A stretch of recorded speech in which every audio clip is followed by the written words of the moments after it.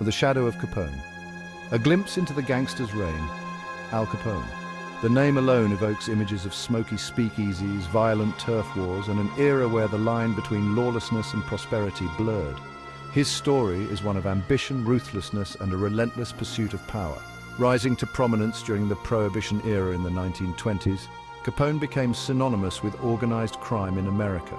The Prohibition era, which banned the sale and consumption of alcohol, ironically fueled the rise of gangsters like Capone, who saw an opportunity to make a fortune by supplying illegal liquor.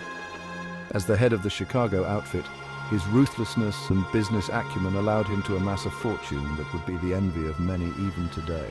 His operations were vast and complex, involving not just alcohol, but also gambling, prostitution, and other illicit activities.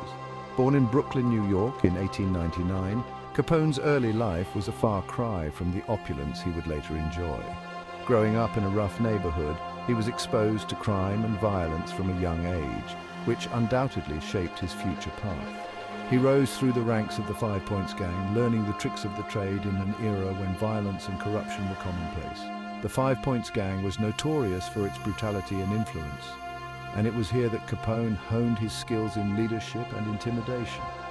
His move to Chicago in 1920 would prove to be a turning point as he quickly climbed the ladder within the city's burgeoning underworld. Chicago, with its thriving illegal markets and corrupt officials, provided the perfect environment for Capone to expand his empire. By the mid-1920s, Capone was a household name, both feared and admired. His ability to manipulate the media and public opinion played a significant role in his rise to power. He was often portrayed as a modern-day Robin Hood, providing for the poor while defying the authorities. His grip on Chicago's illegal alcohol, gambling, and prostitution rackets was ironclad. He controlled a vast network of speakeasies and gambling dens, and his influence extended to politicians and law enforcement officials, ensuring that his operations ran smoothly. His ruthlessness in eliminating rivals became legendary, culminating in the infamous St. Valentine's Day Massacre of 1929. This brutal event, where 7 members of a rival gang were gunned down, cemented Capone's reputation as the most feared gangster in America. But how did a young man from Brooklyn rise to such heights of power and wealth? Capone's story is not just one of crime and violence, but also of ambition and cunning. He understood the power of alliances and the importance of loyalty, and he used these to his advantage at every turn. And more importantly, how much would his vast, ill-gotten fortune be worth today? Adjusted for inflation, Capone's wealth would be equivalent to hundreds of millions of dollars in today's money. His lavish lifestyle, complete with luxurious homes, expensive cars, and extravagant parties, was a testament to his success and influence in the criminal underworld. The Wages of Sin. Exploring Capone's sources of income. Al Capone's vast wealth wasn't the result of a single lucrative venture, but rather a diversified portfolio of illegal activities. His empire was built on a foundation of vice and crime, each layer adding to his immense fortune. At the heart of his empire was the illicit liquor trade, fueled by the nationwide ban on alcohol during Prohibition. This era, marked by the 18th Amendment, created a lucrative black market for alcohol, and Capone was quick to capitalize on it. Speakeasies, hidden bars operating outside the law, became Capone's cash cows. These establishments were often lavishly decorated and offered a sense of exclusivity, attracting a wide range of patrons from all walks of life. He controlled breweries, smuggling rings, and distribution networks, ensuring a steady stream of alcohol flowed through Chicago. His operations were meticulously organized, with a network of loyal associates who managed the day-to-day activities. But Capone's entrepreneurial spirit didn't stop at booze. He saw opportunities in other vices that were in high demand. Gambling dens, brothels, and even labor racketeering all contributed significantly to his coffers. These ventures were not only profitable, but also helped to diversify his income streams, making his empire more resilient. He understood the power of diversification, recognizing that a multifaceted approach to illegal activities offered greater resilience against law enforcement and rival gangs. By spreading his interests across various illegal enterprises, he minimized the risk of any single venture's failure. Capone's success wasn't solely due to his ruthlessness. He was a shrewd businessman who knew how to navigate the complex world of organized crime. He possessed a keen business acumen, understanding the importance of customer loyalty and brand recognition. Capone ensured that his establishments were known for their quality and reliability, which kept customers coming back despite the risks involved. He offered protection services to businesses, extorting money in exchange for his guarantee of safety from rival gangs and even from the police themselves. This protection racket was another significant source of income, as many business owners felt they had no choice but to pay for Capone's services. This system of organized extortion, while morally reprehensible, further solidified his grip on the city and bolstered his already considerable wealth. Capone's ability to blend brutality with business savvy made him one of the most formidable crime lords of his time, leaving a legacy that continues to fascinate and horrify to this day. A fortune in time, adjusting Capone's wealth for inflation. Estimating Al Capone's historical wealth is a complex task.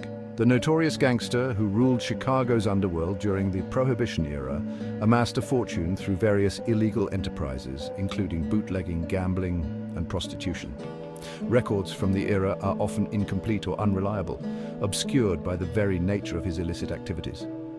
Capone's operations were shrouded in secrecy, making it difficult for authorities to track his earnings accurately.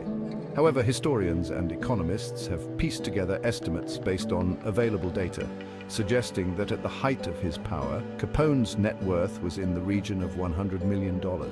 This figure, while staggering, only scratches the surface of his true financial influence.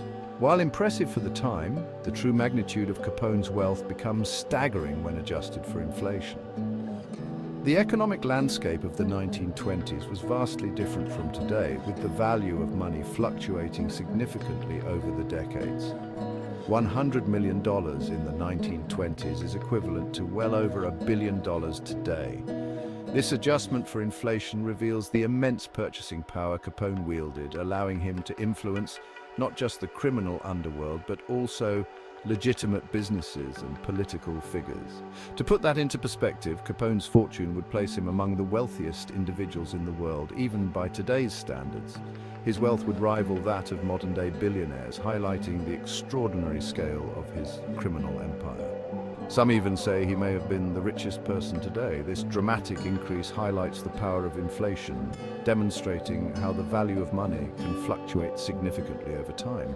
Inflation erodes the purchasing power of currency, making historical comparisons challenging but also fascinating. It also underscores the sheer scale of Capone's criminal enterprise, emphasizing the immense profits generated by his illegal activities during a period of social and economic upheaval. The Prohibition era, marked by the nationwide ban on alcohol, created a lucrative black market that Capone exploited to its fullest potential. Speakeasies and hidden bars flourished under Capone's control, providing a steady stream of income that fueled his lavish lifestyle and expanded his influence. His ability to navigate and dominate this underground economy is a testament to his cunning and ruthlessness. Despite numerous efforts by law enforcement to dismantle his operations, Capone's empire remained resilient, adapting to the ever-changing landscape of the time. His wealth and power made him a formidable adversary, one who left an indelible mark on American history. Today, Al Capone's legacy is a complex tapestry of crime, wealth, and influence. Adjusting his wealth for inflation not only provides a clearer picture of his financial might, but also serves as a reminder of the enduring impact of his reign over Chicago's underworld. The evolution of vice, comparing illegal markets then and now. The world Al Capone inhabited, with its dimly lit speakeasies and back-alley gambling dens, bears little resemblance to the modern criminal landscape we see today. While the vices Capone profited from, alcohol, gambling, prostitution, still exist, their scale and operation have evolved drastically over the decades. The end of Prohibition in 1933 dealt a significant blow to the illicit liquor trade, forcing gangsters like Capone to adapt or face extinction in a changing world. Gambling, once relegated to smoky backrooms, has been transformed by the rise of online platforms and legalized casinos, making it more accessible. Even prostitution, the world's oldest profession, has been impacted by the internet, with online platforms and escort services replacing traditional streetwalkers in many areas. This evolution of illegal markets highlights the adaptable and resilient nature of organized crime. Just as Capone exploited the opportunities presented by prohibition, modern criminal organizations have been quick to capitalize on globalization, technology, and shifting social attitudes to thrive.